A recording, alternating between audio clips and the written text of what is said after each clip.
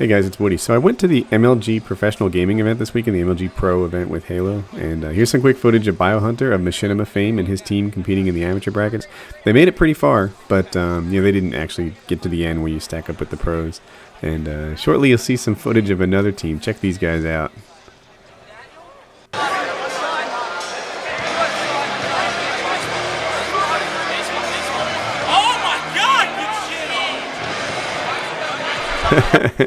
So you actually saw a lot of that. I'm gonna make this go real quick, this section here, but during the competition, guys would talk a lot of trash to each other. They'd say, get shit on, or you suck, or what are you doing?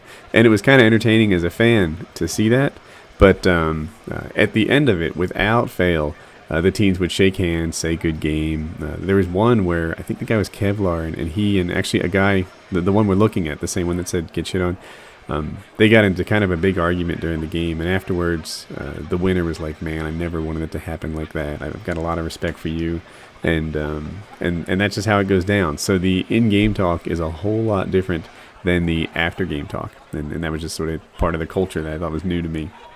Another thing is, when I looked at the makeup of these teams, you could tell that they had met online. I would guess that, say there's the two twin brothers, the one that we just saw speak, and the guy in the pink to his left, our right.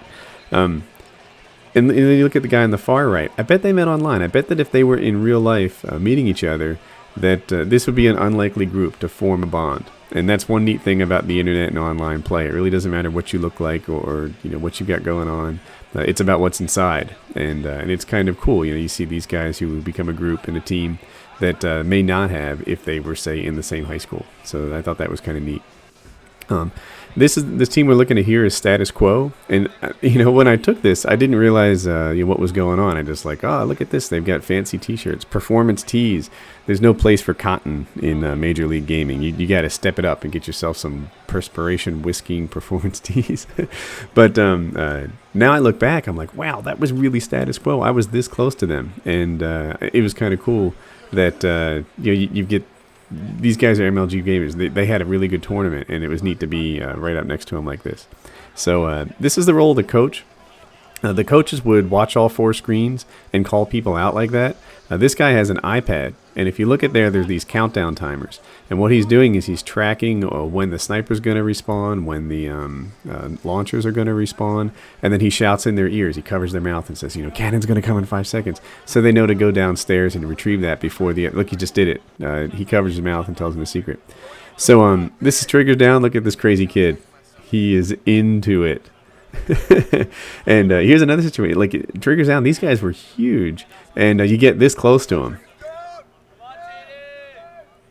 So if you couldn't tell, the back of his back had the TD logo, and it said TD in it, and he's, I guess, a big fan. The front of it said F because they cheered our final boss also.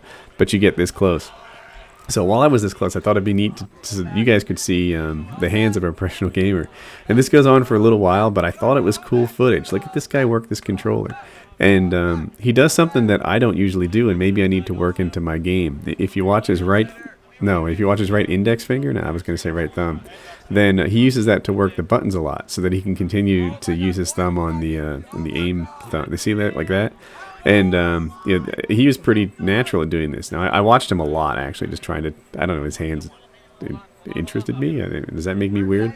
So you'd see him, work the controller and use that finger, and he was real comfortable with it. Sometimes he'd use his thumb too, but this is the way that he worked. And if you listen for a second, I'm going to be quiet just so that you can hear their call-outs.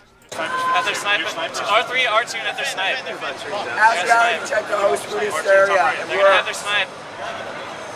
They're going to have snipe. Their snipe. One shot, their main cannon snipe. No, it wouldn't, because he's really yeah, but it could be a malfunction. They don't get kicked off. And I wish I had started the camera a little bit earlier, but this was the reaction of Final Boss, the team on the right, when they finally won. These guys are so jazzed. And all of them are kind of iconic, from the young-looking Pistola to their crazy hair. They had a huge fan support, and just it's neat. They had their moment, and I wanted to capture it and share.